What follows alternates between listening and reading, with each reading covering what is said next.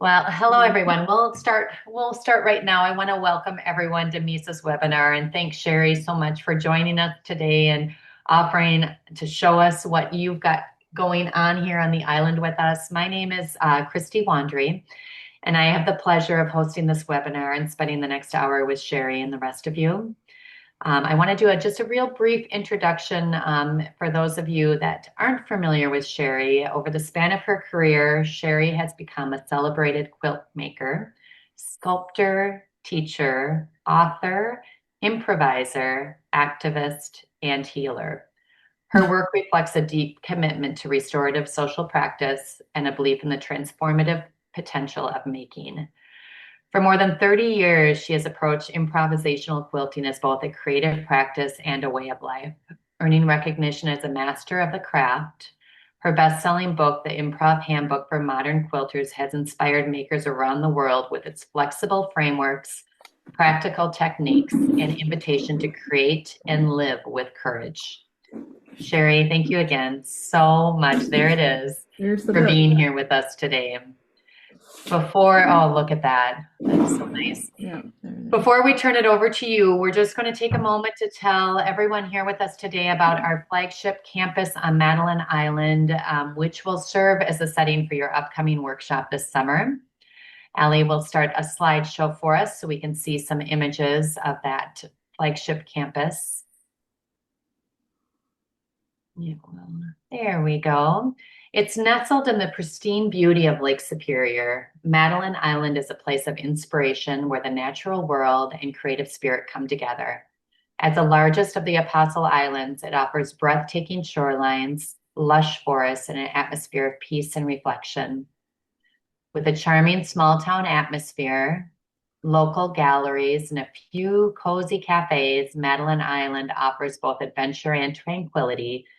Simply enjoying the island's slower pace or something truly special about this place. A visit to Madeline Island is more than a getaway. It's an experience that stays with you, inspiring creativity, connection, and a deep appreciation for the natural world. We hope you will join us and Sherri this summer on Madeline Island. So I will I'll hand this over to Sherri to take away from here. If you have any questions at all throughout this webinar, you can feel free to drop them in the chat box and we will address them either during the webinar or at the end as time permits. So feel free to ask any questions at all and I'll hand it over to you, Sherri. Thank you. Thank you.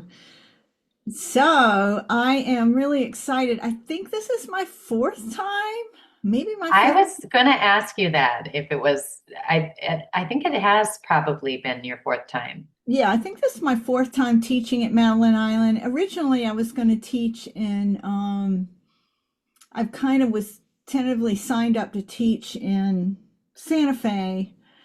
But then I was like, no, I want to go back to Madeline Island. And for two reasons. One, Digger will come with me to I Madeline know. Island. Some of you guys know Digger. So if you've been to one of my classes here, you know that he's part of the class. He's, very, He's very, amazing. if don't worry if you're, he's not disruptive at all. He's always an asset. He's a very quiet dog. Anyways, but also it's so beautiful there. And because I've had a connection, I think a couple years ago when I was teaching there, I did a talk about my residency because they were just starting the island clothes closet and doing some things like that on Madeline Island. And after my class there, I did a talk for the community, not necessarily the MISA people that came, although some of those folks came at the end, but it was for the broader community of Madeline Island. And they were starting recycling and clothes closets. So I did my talk about my residency in San Francisco at the San Francisco dump. And so then when I was thinking about the class that I would teach or the retreat I would teach this time, I was like, wow, I would love to do a making do class with working with an experience of having a place to search for materials and see what comes and what will show up to make quilts out of rather than people bringing stash. So I'm going to share some info about how I see that connection between the art of sustainable quilting, which I'll be teaching It's July. Can you help me with the dates, Yes. Christy? Yeah, I have it right here. Sorry, I just minimized that screen to make sure I get it right. It's July 6th through the 10th. 6th through the 10th. Yes. Okay, so I'm going to share my screen now, and I'm going to do a talk. I'm going to share some slides from the dump and share a little bit about, my background for wanting to do this retreat. Let's see. All right. Let's see. Continue Yeah. to share. Okay, let's see. There we go. Does everybody see my name there? Yes. Okay. Okay, great. So, every retreat I do, I want to make it unique. I want it to be, every class I teach, even if you've taken a class with me that has the same name, it's always going to be different, just like every quilt is different. And so I'm always very thoughtful about, what I want to teach, where I want to teach it, and when I want to teach it. So I'm pretty excited. I've never done a retreat like this before for a whole week of, quote, making do with what you got, the art of sustainable quilting. And I want to start by just giving a shout out to the folks that, really put me on the path of wanting to do more sustainable work. Part of it is, my grandmother grew up in the 30s and she was always a make do type person. So that was already a little bit in my family DNA. We were working class from the steel mills and stuff in Hammond, Indiana, actually. And but I think, looking at the Gee's Bend folks and also some of the people from the Routed West exhibit and the Eli Leon's collection of black makers really inspired this idea that you can make a lot of beautiful things out of just the clothes and the materials you have at hand, that we do not need to buy designer fabrics or have a full range of rainbow color solids to make beautiful quilts. And so I just wanted to um, give a shout out to these. And also, I like this quote here: the colors and materials take you where you need to go. And that's part of the art of sustainable quilting, is that you're not, it's a receptive practice. You're open to seeing what is going to show up and making with what you have, with what shows up. And that guides you, that you don't have to have it all figured out. And that goes really well with improv, of course. So I'm going to talk a little bit. I love that it's just 10 years apart. I did the Recology residency, and I think I started it was a summer residency. So in the summer of 2016. And then we're going to do the Mesa Island Closet Residency, Island Closet Here. Residency in 2026. I had 4 months, but you guys will have a week.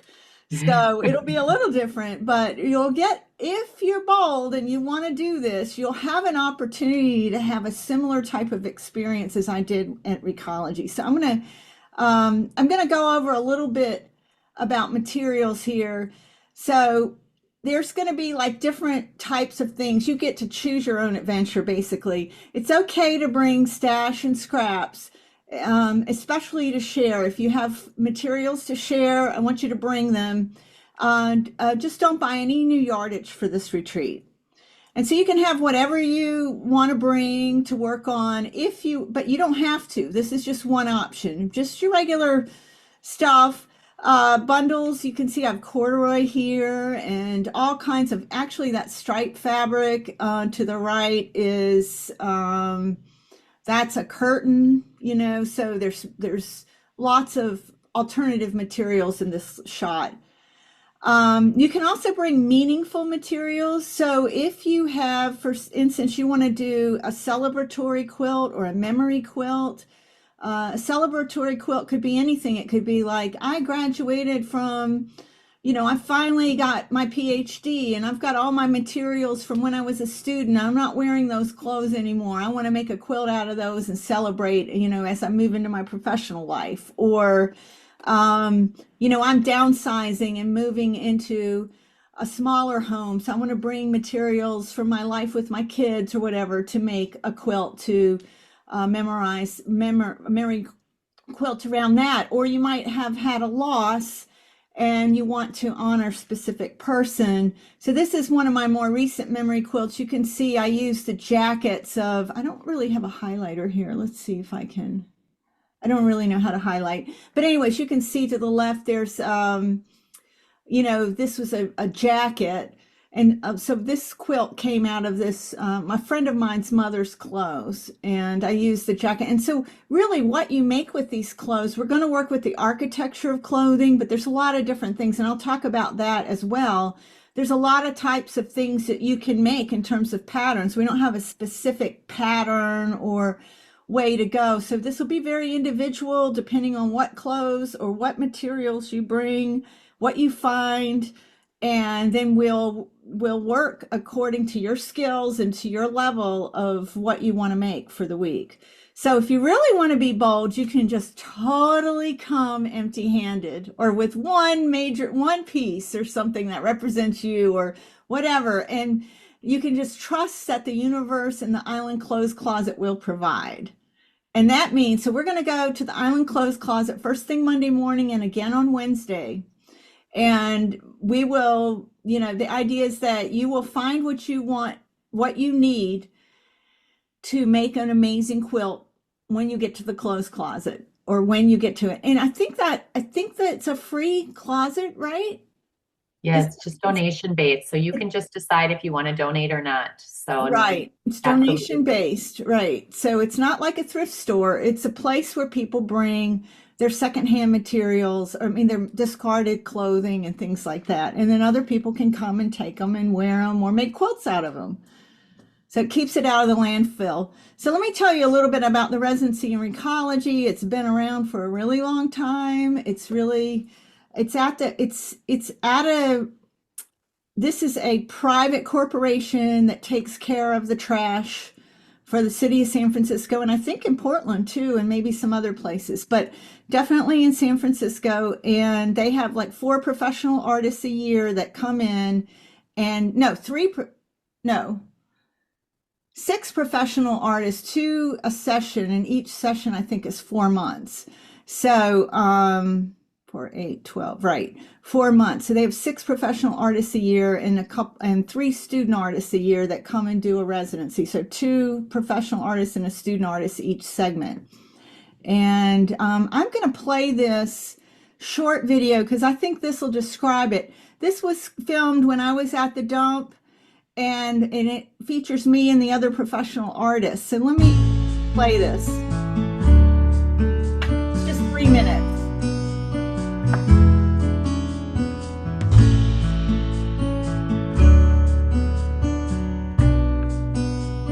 That's my studio. That's the dump. I'm Sherri Lynn Wood. I do a lot of patchwork quilting. My name is Miguel Arzabe. I'm a visual artist. This is quite different from many of the residencies that I've done. A lot of them have been in more natural settings and providing a quiet space for an artist to work in. Here's quite the opposite. It's pretty noisy and dirty and dusty, but with that you get a lot of activity going on around you. You have to just be on your feet, and it's like a job, going through the trash, and it's a completely different kind of residency. It's like a residency that comes with its own challenge, and that basic challenge is that 99% of what you make has to come from the dump. What I'm working on is a way to use the materials for their formal qualities. That is to pay attention to shape, pattern, and texture, color, in order to create a kind of a moving painting. The project I'm working on at the residency is called Making Do. And, from an improvisational standpoint of being more receptive and collaborative with materials, I'm using the patchwork quilting as kind of a model for that. I have a little book that I found in the dump. Each week I write down all the things that I'm interested in, that I'd like to find, and I put those down, and then I keep adding to the list of things that I do find. I approach it the way that I approach painting, where I kind of try to keep an open mind and be aware of what's there, rather than have a determined agenda for what I'm going to get. Well, today I just found a whole set of educational materials. Everything works completely well.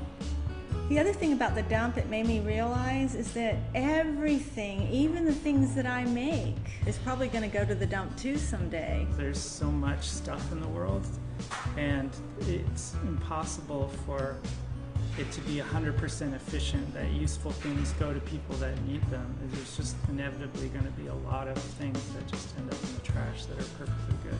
And encouraging other people to think about how working with what is given and what is received and what is found, and with less, instead of just going out and buying whatever you need, how that can be really liberating and open up creative pathways and imaginative pathways that you don't expect.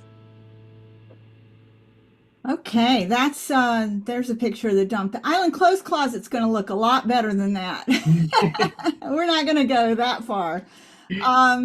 But that last thing I said, the experience of showing up maybe empty-handed in terms of what you're bringing, although I would love for you, if you sign up for this class, to start putting it out in the universe of what you would like to find, and like make lists of what you would like to find at the clothes closet maybe, and see if it shows up for you.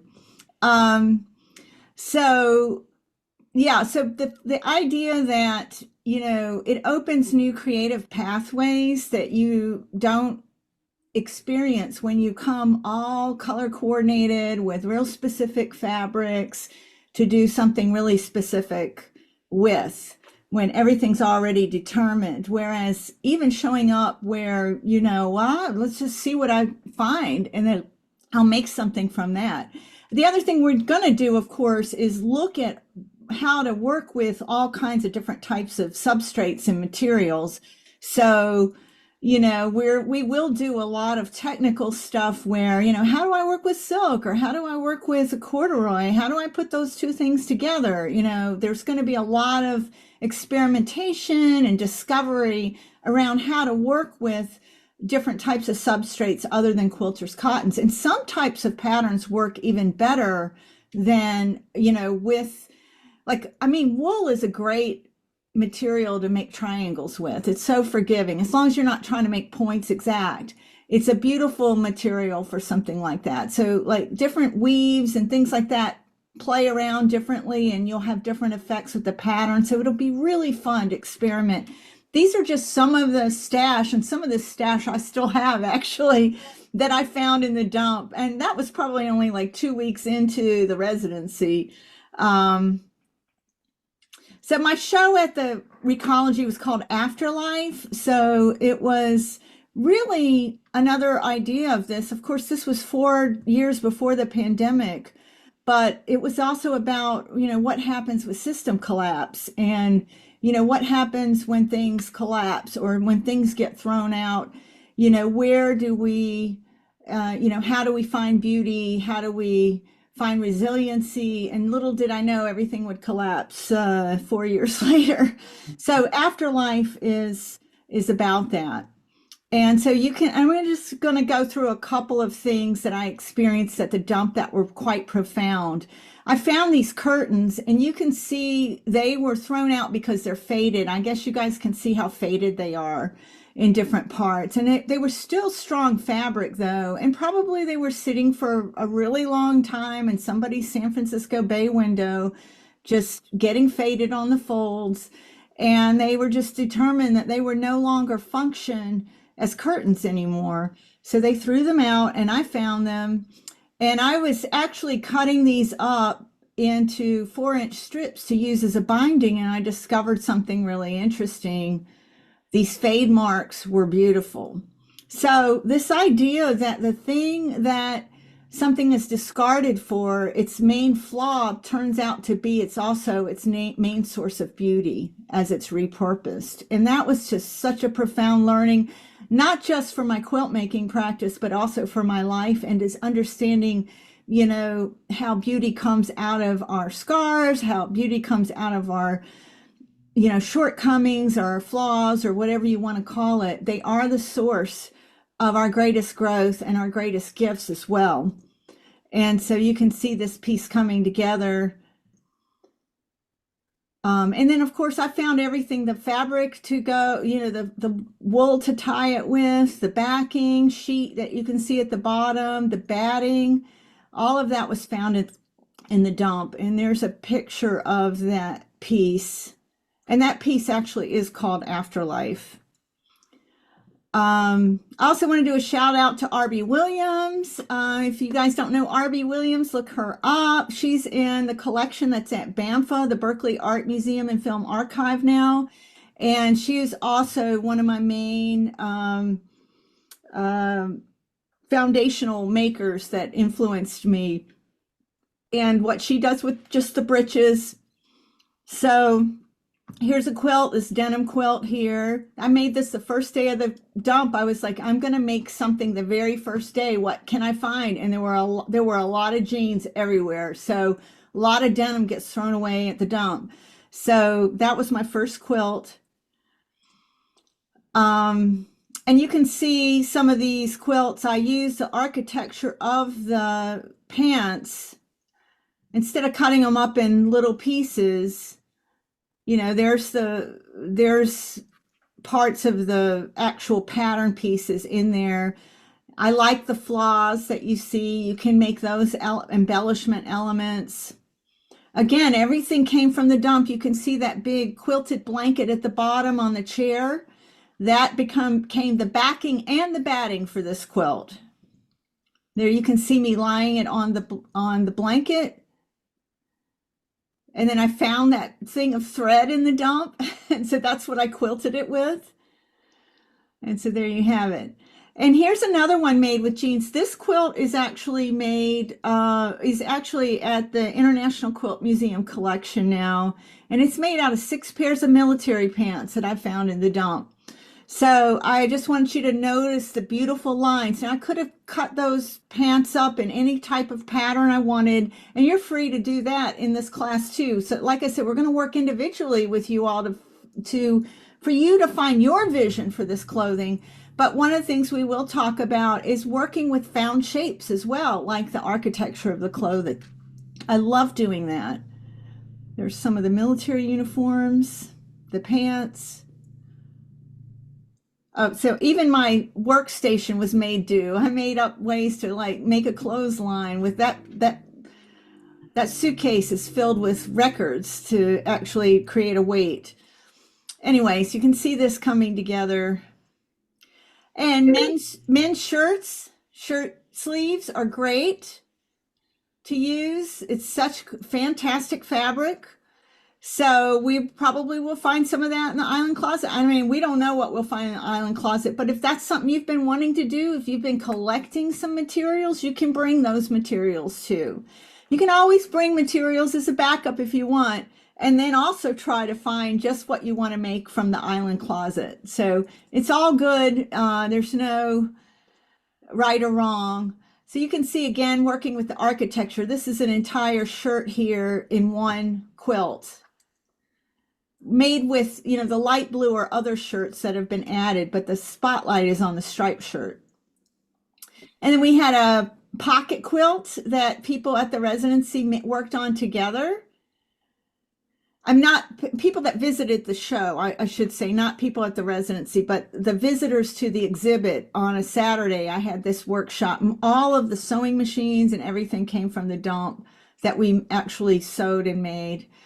This was a quilt made out of the safety vests that they throw away at the end. At a certain point in time, you have to retire safety equipment. Maybe the sparkle doesn't shine, reflective stuff wears out or whatever. So these were all discarded safety vests that I made out. Some of them have the logo, but I also created a score or guardrails or parameters for how this pattern was going to unfold.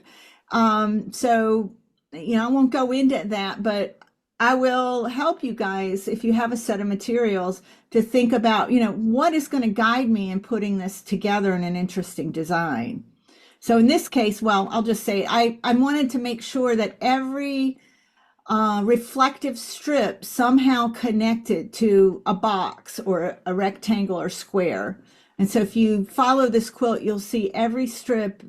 There's only a couple that are free floating. Almost all of them connect somehow. We also did or not lectures, but we shared our process with visitors to the dump, and that's me sharing that process. And making do with what we've got has a long tradition. I actually found this quilt in the dump. It might have been from the 20s or 30s that somebody made out of suit samples, wool suit samples. I love this, and I actually found it in the dump. It was just so perfect. You may have a collection of wools, corduroys, laces, whatever you have, you can bring those to share at the island, bring that stuff to the dump. Okay, I'm going to stop my share. And I mean, I learned so much from doing that residency. And the main thing we will look at are things like serendipity, what just shows up and how that can, change what you make and inspire you and surprise you and give you creative energy. So we'll be very open to, receiving and having those materials come to you. I am going to encourage everybody that comes to the retreat to bring materials to share, whether it's scraps or it is clothing or something, but bringing a little bundle to share with people, because I do that with all my classes, because people feel inspired by the materials that other people bring often, because we're so used to using the same materials, the same colors that are our preferences. So getting out of that mode, like being like, okay, whatever I find at the clothes closet, I'm going to make something out of. That's such a great creative challenge that will open up total new creative pathways. I'm also going to encourage you to find your story in those materials and the meaning in those materials. In terms of what we're going to create, I'm going to show you some things here. This is made out of denim and velour sweatshirt. So there's a lot of different types of patterns you can work with. I even worked with the architecture here as well, but I also cut in pattern with it. These are shirt sleeves. If you want to work with curves, shirt sleeve curves are great. So, it's going to be a full range, and it's going to be about what you want to make with those materials. You can use shiny stuff. You could do a monochromatic quilt. You can say, okay, I want to make a quilt with purple. And when we go to the clothes closet, you just beeline for all the purple clothes that you can find, and those might be your materials. So we'll talk about how to set those parameters for searching, and then what to do with those materials once you get them, and let them speak to you. And for those of you that are if you want to work on a memorial piece, there'll also be some good instruction for you and how you can connect with the materials and collaborate with the person who's passed, and work with the architecture or some other aspect of who they were, who their personality, or what your relationship was with them, to translate that into a pattern that seems meaningful. So let's take some questions. Well, Barb had a wonderful question. Seeing that we're going to the island closet, Allie did drop some images into the chat. So if people want to click on those images, they can see some images of that island closet in the chat. But Barb had the question of, that's great. That looks great. I haven't been to the island closet, so I was you get a sneak preview. That's awesome. Of it. Yeah. So do the fabrics need to be washed before using them? And we will wash them. So at the island, at Madeline Island, there are washing machines that we can access. Yes, so Monday morning, we will go straight to the island closet. First thing, bring our stuff up, wash it by after lunch. Hopefully we'll be able to start working. Absolutely. We've got dryers, and we also have the old-fashioned clothesline that we can hang everything up to dry as well there. Barbara also asked where it was located, and it's just a short drive from our campus, but we have vans and we will be able to transport people there. through transportation. So no one has to worry about that either. It is part of the Madeline Island recycling facility. So similar to how, Sherri, when you were showing us everything in San Francisco and how there were just heaps of junk, you will be going past those heaps of junk. But the island closet's pretty organized in there, as you can see from some of those I'm images. sharing my screen now for those of you that are having trouble opening the image. So there's an Yeah. example. So there looks like there's a lot of good fabrics there, In guys, to choose from. So that's fantastic. Um, there's yeah. And fabric we'll go seam. twice. We'll go Monday morning, pick out a round of materials, and then if people need to, it'll be optional. You'll either be able to stay in the studio Wednesday and continue to work, or if you want to go back on Wednesday morning. But we'll only go twice. Monday morning and Wednesday morning, I think, are the schedule, because I don't think it's open every day of the week. And then we'll, have the rest of the time to work. And you'll be learning a lot of also improv techniques in terms of cutting and sewing, and like I said, working with different substrates. But you're also going to learn about improvisational process, and that is the big thing you're going to learn here, because this idea of sustainable quilting and just figuring it out as you go, and I mean, it just all ties together, and being open to surprise and what will happen, and being receptive and actually listening and responding to the materials, that's all part of improvisational approach to quilting. Yes, absolutely. You guys always have so much fun too. I was there last time on campus when we did the group photos and people were, the quilts that came from it were just fabulous. So it's always so fun to have you on campus with us. Um, let's see if there's any other questions that we missed at all. There's one that's open. I'm sorry, this is from Abby. She said, I'm sorry I had to join late, so maybe this was already addressed, but should we bring some yardage and regular quilting fabrics as well? That's up to you. So you can bring yardage if you want. I don't, I'm not necessarily have this together, but I'm just putting stuff on my wall. I especially, I did the free scrap play class on Saturday, and this is some of the patchwork. We did 9 patches, right? And if you just look at this section here, I love how this works with this denim. I was like, man, maybe I need to like mix these two together as a piece. So you may want to bring some stash, but I'm not requiring you to bring anything specific. So if you want to bring materials from your home, one option would be to just bring scraps, right? Just bring small, medium, large scraps according to what you use. People work at different scales. So you could bring a time capsule of scraps. Like, I have a post on Instagram about how I bundle fabrics. And sometimes, after a while, I just sweep all my scraps into a box or a bag, or in this case, an old Cheeto container, right? And then and it's a time capsule. It represents scraps that I made last year during the Improv That Block Squad. It represents those scraps that I used during that workshop series. So you could have scraps from an old time. You could even bring piece scraps, things that you've pieced in the past that you might want to, that you've kind of stalled out of, what you might want to bring and mix in with some found materials. I would just listen to yourself in terms of, what would be meaningful for you to work with and work on, and bring those types of things with you. So, and if if you are a fast maker and you work large and you work fast, and bring more materials, or you'll find more materials at the island clothes closet. Some people are slower, don't need to bring as much. So that's up to you to figure out. But like I said, if you don't bring enough, you can get things at the clothes closet. Yep. Well, some people have had the question of if they need to bring their own sewing machine, and Madeline Island School of the Arts does provide sewing machine rentals. So at the time of registration, you would just simply ask our registrar that you would like to rent a sewing machine. So you don't have to travel with your sewing machine if you don't want to. I know some people love to travel with their own. They're Bernina sewing machines that we rent. So everyone's They're got real their nice. preference, but they're lovely to most. Hmm. And then also someone had the question on thread. Just regular standard thread that you quilt with. I mean, just I guess if you're working with denim, you could bring something slightly heavier, but just your regular quilting thread is what I would use.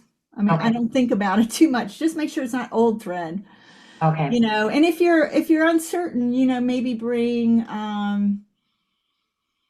medium gray or yellow or good colors. You could also bring some polyester thread, maybe if you're working on denim or something a little stronger than cotton thread Okay. would be an option. Perfect. I Well, one will of also have a list of materials. Like I work with spray starch. I use spray starch on silks and satins. I sometimes use freezer paper to stabilize things like lycra. So I will have a list. Fray check is something I use if I'm working with something that easily frays, like a loose linen. Mhm. So I will have a materials list with those types of things on it. Yeah, we do have a materials list posted on the at the bottom of the workshop listing at in the webinar chat. So if you look at that listing, you'll be able to follow that and see that. Allie just actually posted the material list for your workshop.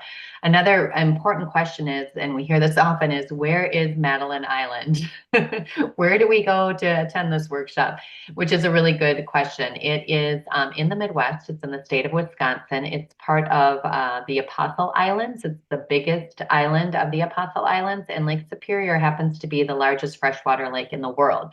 So it's called a lake, but it acts much more like an inland sea. It's got the waves. It's got all those characteristics of being a large, large body of water. To get there, you can either fly into the closest airport is Duluth, where we do have a shuttle service available for you, Duluth International Airport, which is in Minnesota, not Wisconsin.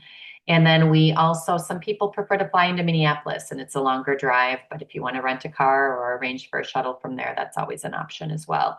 So that's an important question. Yes, where is Madeline Island School of the Arts? It's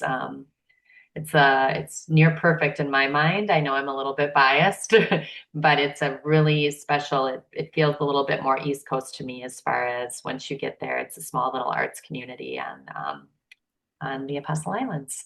So Yeah. yes, Abby, bring your swimsuit for sure. If you're brave enough for those waters, it'll change your life to dip in and There's take great a swim. there's also great hiking, and there are bikes that you can just Yeah, borrow and take out and explore and go hiking, and it's beautiful around there. It's flat. It's easy to it's ride your flat because it's an bike. island. Yeah, it is. It's lovely.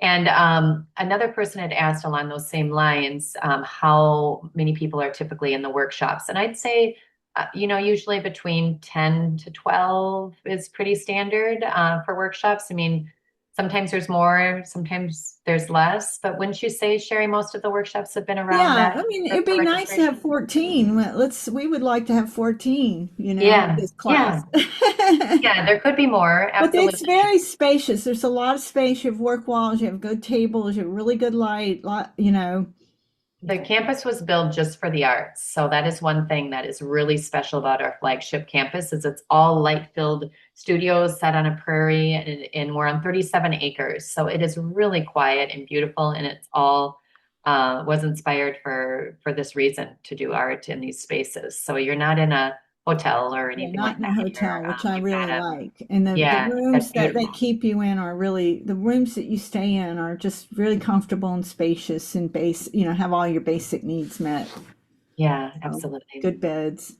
Abby also had a question. Oh, and she said the food is so good, which we should mention. The food is amazing there. So we can accommodate any kind of food restrictions you may have, but the food is amazing. Should people, when they're recycling and finding these fabrics of all different kinds of stretch and thickness and tightness of the weave, should they think about that at all? I know you addressed it with the You, different types you of want to thread, be able to sew through it. So leather is not going to be an option. We're not going sweaters. to have industrial machines, but you'll be able to sew through denim with these Bernina machines or with your machine. Um, maybe bring a range of well, Bernina, we'll just make sure, Madeline, if you bring your own machine, bring a range of needles for it from fine to heavy. I mean, now I'm thinking of other little things that I might not have necessarily put on the list. But in Madeline Island, I'll instruct them for their Bonitas to bring a range of needles. But I always use just a basic standard size. But if you do something like you decide you're going to work with all transparent lacy things, you might want to have a finer needle for that. Okay. Or if you decide you really want to just work on denim, then you might want to have a heavier weight needle. So, but in terms of things that you can use, yes, you can use Lycra. Yes, you can use any type of material you can sew through. And I do like to wash things the way I would wash a quilt. So before I bring them, I mean, if you're collecting materials to bring, and because that's another thing you can do is you can shop your own local thrift stores or ask your neighbors for things they're throwing out. I'm going to swap meet this weekend with the ladies in my neighborhood. So sometimes I'll just be, after everybody picks what they want, if there's anything I want for a quilt, I'll take it for a quilt. So what I do is wash the materials the way you would wash the quilt. So if you're planning on washing your quilt I always wash it, on a gentle cycle, and I don't dry my quilts. I hang them out to dry, or I might tumble it dry on, without a heat setting or a very low heat setting. So I would wash my materials that way, even if they're wool, all of that. If it shrinks up, it shrinks up, at least you'll know before you actually use it.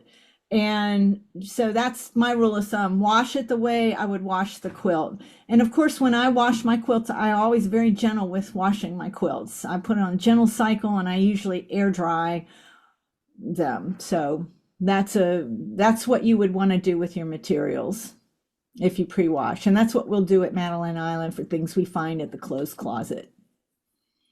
Wonderful. Another thing to say about getting materials, smell it before you get it. If it's heavily perfumed, you may want to pass, because that can be hard to get out.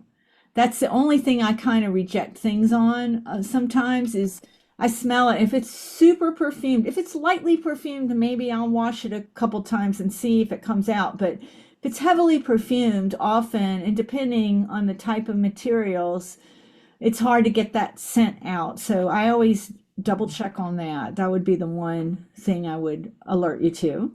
A sniff test. Yes, sniff test. We have someone, Diva would say, Namaste. Hi, dear Sherri. Come to India. Looking forward to meeting you and explore colorful creativity with your God-gifted creative soul. Blessed be. I would like to do love. that You have one vote for India as well. Maybe Misa International needs to be birthed or something.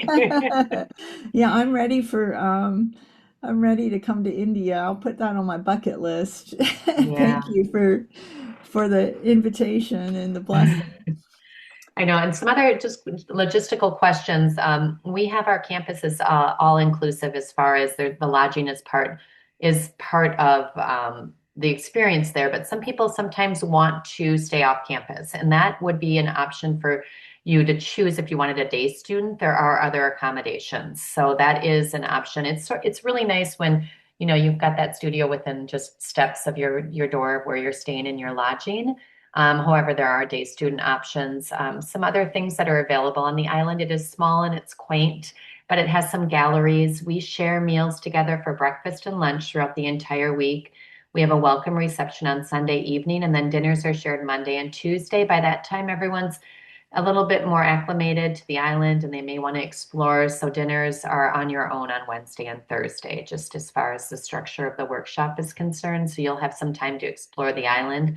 There's wonderful galleries. There's Woods Hall, which is a community-based gallery where you just have to donate an hour or so of your time, and then any artist is available to showcase their work there. So that's a nice little trip to go see the Woods Hall as well. But it is very art-centered island, and so there's plenty to do. And you've got from the sandy shores of Lake Superior to the rocky red cliffs of the state park and the town park. So there's quite the different atmosphere on the island as well. So, and like you mentioned, Sherry, the bikes are so nice. It's just a mile into town and it's relatively flat. So our students will just borrow the bikes and explore that way.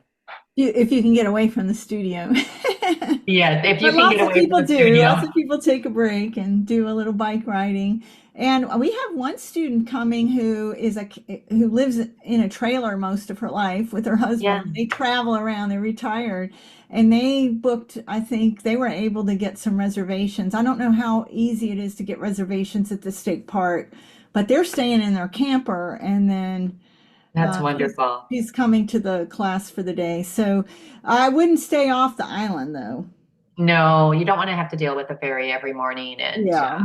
and all of that. But there's the town park and the state park. So either one for accommodations, just check there. And if you're a camper and you want to camp, that's definitely an option. And it's not very far from our campus. Yeah. Just But about the a 5 minute drive. yeah, but the place in on Madeline Island, all of the cabins are really close to where we're working and where the food is. Everything is really right there, and you get outside in the air every day. It's nice. It's really Yeah. nice. Okay. And we're here to answer any questions that come up after this webinar as well. You can always call our number and we'll be happy to walk you through how to get there and any logistical questions you might have.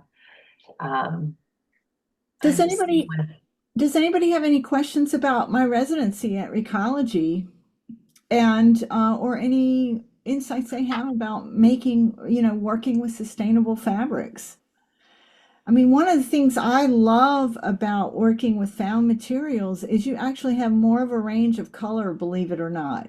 Instead of one purple, you can find lots and lots of different purples or, blues, especially with men's shirts. There's so many ranges of blues.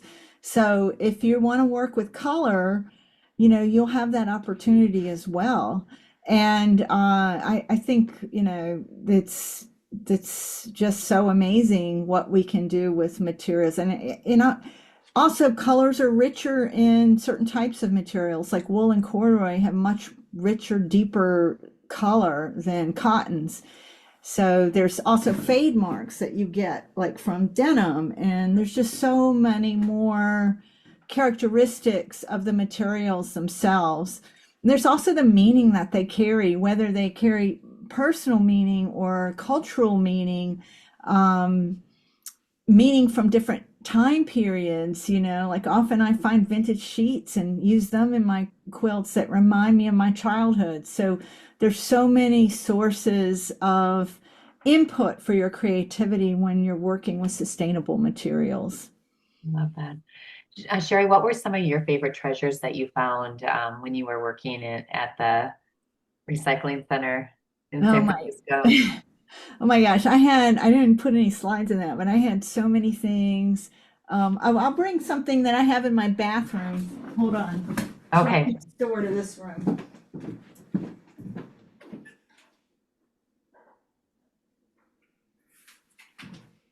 I found this in the dump and I still have it.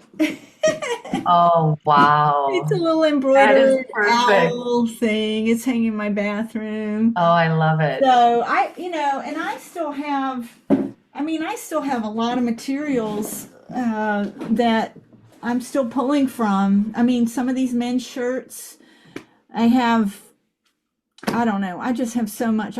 Still have some safety vests, um, that, wools. Oh my gosh, my collection of wools. I found those in the dump, my collection of corduroy, and I continue to build and add to those. So I did find a lot of good stuff. But I found vintage sewing machines that work. I found sergers that worked. Wow. I showed you that one quilt that I found of the suitings. Yeah. That was a real treasure. And there's so many treasures that people just throw away. I mean, I found a brand new iron. I forgot my iron on the first day. I forgot my iron. I did bring my own sewing machine, my Juki, but I had everything set up and I forgot my iron and my ironing board. I found an ironing board and a brand new iron in the dump the very first day. I didn't Wow. have those things and I found them. So I was also just enamored by this idea that the pile will provide, that you Hmm. ask the universe and it will show up. And it's interesting because I think there is some science to that. They say, like the lucky girl syndrome, if you wake up in the morning and you say, "This is my lucky day. I'm going to have a good day. I'm going to have that luck."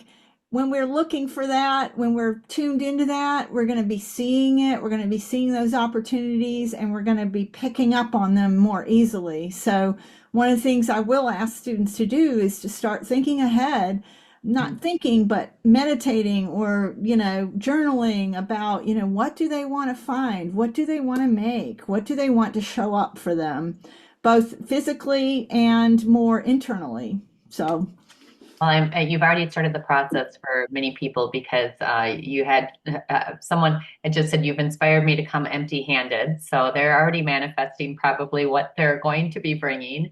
Uh, yeah, Sophie had said, I just finished making a rug for my van from jeans and keep wanting to make other things. So it is so awesome. true when you don't know what you're looking for, or you're just putting these ideas out there, it is something that you become more aware. And I'm sure you start seeing things so differently too as you start to train yourself to not be set in this, Like, I can't we, do it if I don't have this and I don't have this and I don't yes, have this. I yes, can't do it. yeah. I think, I mean, there is such a freedom to say, I'm going to come empty-handed and just, I'm going to make it happen no matter what. I mean, you saw that picture. There's going to be something in that space that you can make a quilt out of. And to just show Absolutely. up empty-handed, there's just so much freedom in that and so much potential of what might happen. What might Yeah, I do? What might I make? I yeah, love that. absolutely. Um, Cindy said, I recently found that elementary school age children really embrace this type of process to design fiber art. I look forward to working on some projects with children this year. Your examples have given me new inspiration. Thank you. Great. Thanks, Uh, Cindy. and then Kathy has just responded as well. I see many women's clothing in our local Goodwill bin. All are polyester, slippery, hard to work with, question mark. Right. So, well, when you make a quilt, if it is going to be in polyesters, I mean, you may end up using some poly cotton because a lot of materials don't have, are a mix. But I'm sure there'll be some natural fabrics. And if that's Yeah. really important to you, then right now, start searching your thrift stores, start searching for, your cottons. Denim sometimes has a mix, sometimes not. Um, you know, Start looking for the linen that you find and the men's shirts. A lot of men's shirts they're much nicer cotton than the quilters cottons even. I mean, they're fancier, they're different, but you can find natural fiber secondhand materials if that's important to you, and it's okay if it is important to you. Then those are the materials you want to be searching for, and you may want to bring some of those to start with, because who knows if they'll be in the island closet or if you'll have enough of a range for you. I'm sure there will be some natural fibers, but you Yeah. never know what you're going to get. So if that's important. Now, polys, and I mean, sometimes it's fun to make things with those materials. They make great picnic quilts or quilts that you can, use outside to sit on and things like that. There may be some reasons to use that. I sometimes I like to use satins sometimes, and a lot of times those are like some type of polyester. They're not cotton satins. They're not necessarily silk satins. It's fun when you find a silk satin, but a lot of them are synthetic. And so I'm okay with a mix of things like that. So you do have to think about what your limits are and what's important to you for that. Perfect. Jessica said that she thinks she's going to bring the apron that you found at Recycology and that she embroidered. Oh, I don't know if good. that Yeah, rings a bell or not. I found a huge collection of vintage aprons when I was there, a huge collection. Yeah, So, and some of those I gave away and different things happened. So that's yeah. cool. Yeah, Oh, well, having just meaningful materials. You may want to bring some materials from your own life that are meaningful to you. The other oh, thing you can do is bundle things up ahead of time if you want. If you have some materials that you just like that go together, like this is a good example. Oh, I have another good example. Um, so I recently talked at a guild in Columbus, Ohio, back in August, and they had, as a lot of guilds do, they'll have a table where people can bring materials that they want to get rid of, and people can take materials and they can make a donation to the guild if they want, or sometimes they're just free to take. And so at the end of the meeting that I did a presentation, and at the end of the meeting, I went back to that table and look at these. I found all of these on their table, except maybe this. No, did I find I don't know if I found the yellow. That might be one of mine, but all of these pretty fabrics. I just went in there and there was a corduroy. There's some quilters cottons, of course, but this is a poly mix sateen, an African print, some batik. But I found all of these materials. These were already cut in strips. I found all of these materials and I just liked the colors so much. And I picked the colors that I liked right out of the tables. Right there, I bundled it up. There you go. And I have an instant quilt here. So if you do stuff like that, you could bring a couple different bundles of things, secondhand materials, or your stash materials. That's perfect. Okay.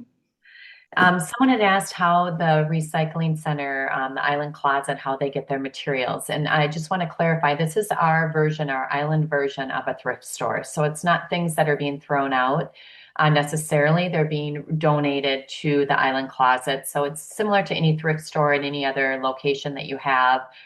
There is a recycling center there as well, but it's the sniff test should pass most times, is I guess what I'm trying to say, because it wasn't thrown out in a garbage per se. So no. And that we're not going to have a true dump experience. Now even the dump experience I had, that was the public disposal and recycle area. So that wasn't stuff that people put in the trash. That was stuff people put in their car to take to the dump to dump it. So they didn't put it in their local bins. That stuff's just too gross. And it wasn't stuff they picked up off the streets. It wasn't that. It's like, I'm emptying out my garage and I don't want any of this stuff anymore. And they bring it to the dump. And the Island Clothes Closet's even a step above that because it's materials, like you said, it's like a thrift store, but you do buy donations. So you can bring some cash or something if you want to donate to the Island Thrift. Yes, perfect. I wish we could get to everything here. I know we're right at that time, but just a few more points is you can mail yourself any of your materials if you want to mail that to Misa. Abby was nice enough to point that out. And we'll just close with Lori said just such a nice comment that this is so very good, Sherri. Your example is a blessing. What a wonderful changing mindset it creates. Good for the planet, good for the creative spirit. Love it. Thank you so much. And we just want to thank everyone that joined us today for this webinar. It's been such a pleasure to have you here. We hope and we encourage you to join Sherri at her upcoming workshop. Like we said, it's July 6th through the 10th on Madeline Island. You can reach out to her or to us for any other information, any questions that we were unable to answer for you. But thank you all for joining, Sherri. We're looking so forward to having you on the island again and seeing Digger again and all of that. And we hope to see everyone else there as well. See there. I saw, did you read Abby said she's going to put out a box now and start collecting materials. That's another good idea. If you decide to come, get yourself a little box. Put clothing you might be getting rid of or things you come across and start. I have a feeling a lot of people are manifesting what they're going to find from now until then. Awesome. Thank you, everybody. Thank you all for Thanks showing for up joining today. us.